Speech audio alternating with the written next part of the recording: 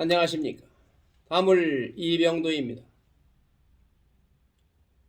2023년 1월 9일 월요일 오후 12시 37분을 기준으로 오늘의 시황과 금년 주가의 흐름을 알아보는 중요한 이정표를 이야기해 보겠습니다. 오늘의 첫째 이슈는 그동안 연말 연시에 지지분하던 주가가 지난 금요일부터 상승하기 시작해서 수익 둘째 날을 맞이하고 있습니다. 첫 번째 이슈는 수익 둘째 날입니다. Second day of gains.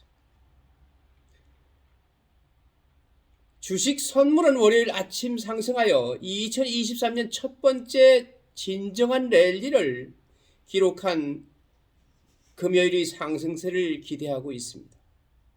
금요일에 다우지수는 2% 이상이 700포인트 급등했습니다. S&P 500은 2.28%, 나스닥 종합지수는 2.56% 상승했습니다. 투자자들은 지난 주말 데이터에서 미국 경제가 냉각될 수 있음을 시사한 후 연준이 인플레이션을 낮추기 위한 가장 공격적인 조치를 마무리하기를 희망하고 있습니다. 이번 주 목요일 월스트리트는 최신 소비자 물가지수를 발표하고 주요 은행들은 금요일에 수익을 보고합니다. 미 동부표준시 오후 12시 37분 현재 나스닥은 2023년 초 시장 랠리가 계속되면서 2% 급등하고 있습니다.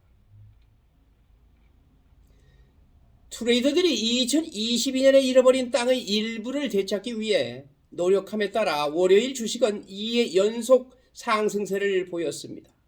나스닥 컴포지트는 테슬라 주식이 7% 상승에 힘입어 2.1%의 가장 큰 상승폭을 기록했습니다. 다우존스 산업평균지수는 151포인트 0.45% 상승했고 S&P 500은 1% 상승했습니다. 이는 다우지수와 S&P 500지수가 11월 이후 최고의 주를 기록하면서 3대 주요 지수의 주간 단축 승리에 이은 것입니다.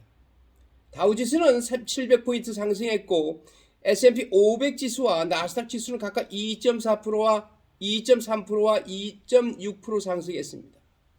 금요일의 이익은 최신 경제 데이터 배치에 의해 촉진되었습니다. 비농업 고용은 예상보다 약간 높았지만 임금은 예상보다 느린 속도로 증가했습니다. 그것과 서비스 부문의 위축을 보여주는 데이터는 중앙은행의 금리 인상이 경제 냉각이라는 의도된 목표를 달성하고 있다는 희망을 고조시켰습니다.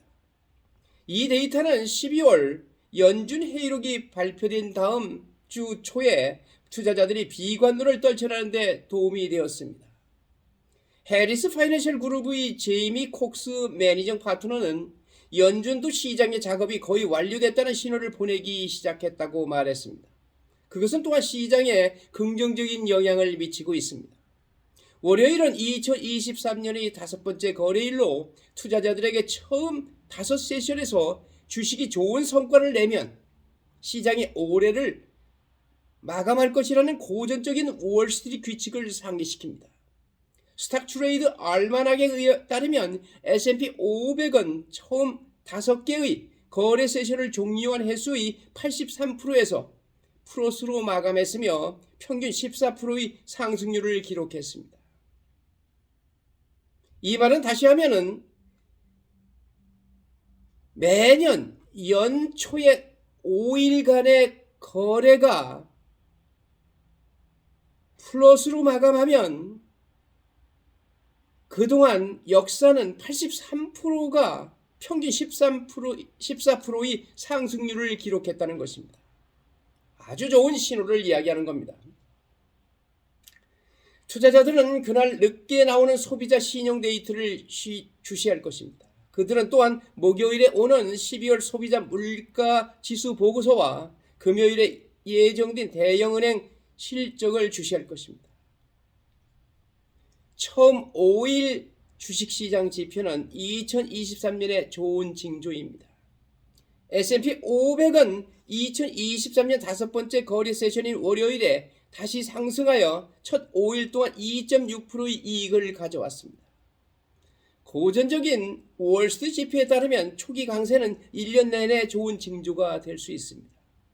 1950년으로 거슬러 올라가 시장 현상을 연구한 스탁 트레이드 알마닉에 따르면 소위 처음 5일 규칙은 특정 연도의 초기 5개 세션에서 주식이 좋은 성과를 거두면 연말에 시장이 상승하는 경우가 많다는 것을 시사합니다.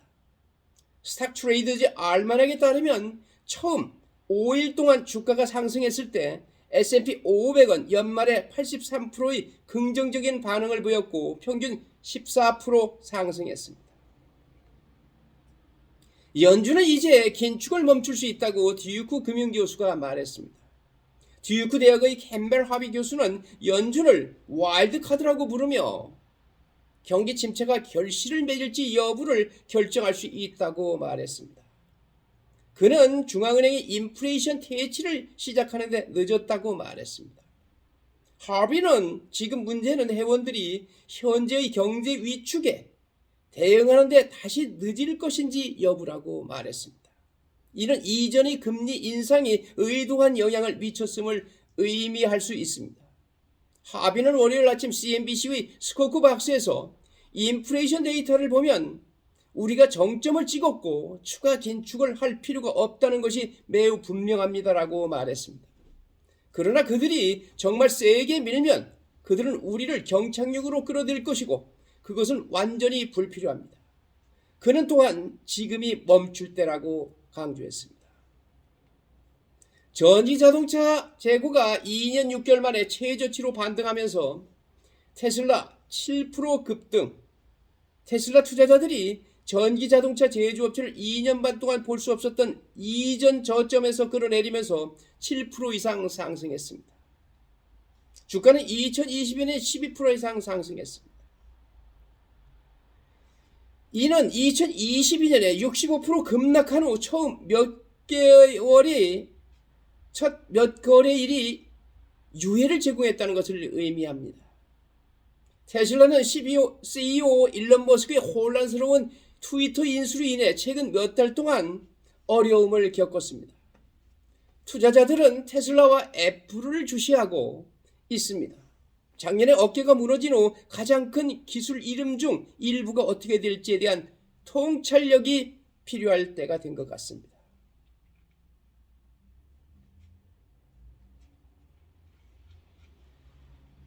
오늘의 두 번째 핵심 이슈. 맥카시는 의제를 설정합니다. 맥카시 sets an agenda. Speaker of the House, 케빈 맥카시. 케빈 맥카시 하원 의장을 이야기하는 겁니다. 하원은 더 하우스에서는 마침내 스피커가 있습니다. 케빈 맥카시는 토요일 아침 이른 시간에 15번째 투표에서 승리할 수 있는 충분한 지지를 얻었고 더 챔버를 이끌 시간을 위한 의제를 설정하는데 시간을 낭비하지 않았습니다. 맥카시는 ILS에 대한 자금 지원을 삭감하고 소위 미국 최후의 에너지 정책, 아메리카 라스트 에너지 팔러시에 대처하는 등 보수적이고 미국 우선적인 이니시에이티브, 아메리카 퍼스트 이니시에이티브를 추구하겠다고 약속했습니다. 그는 또한 부채, 이민 및 중국과의 미국 관계와 같은 문제를 해결할 계획입니다라고 강조했습니다. 오늘의 세 번째 이슈는 브라질의 혼란입니다. 브라질 터모일.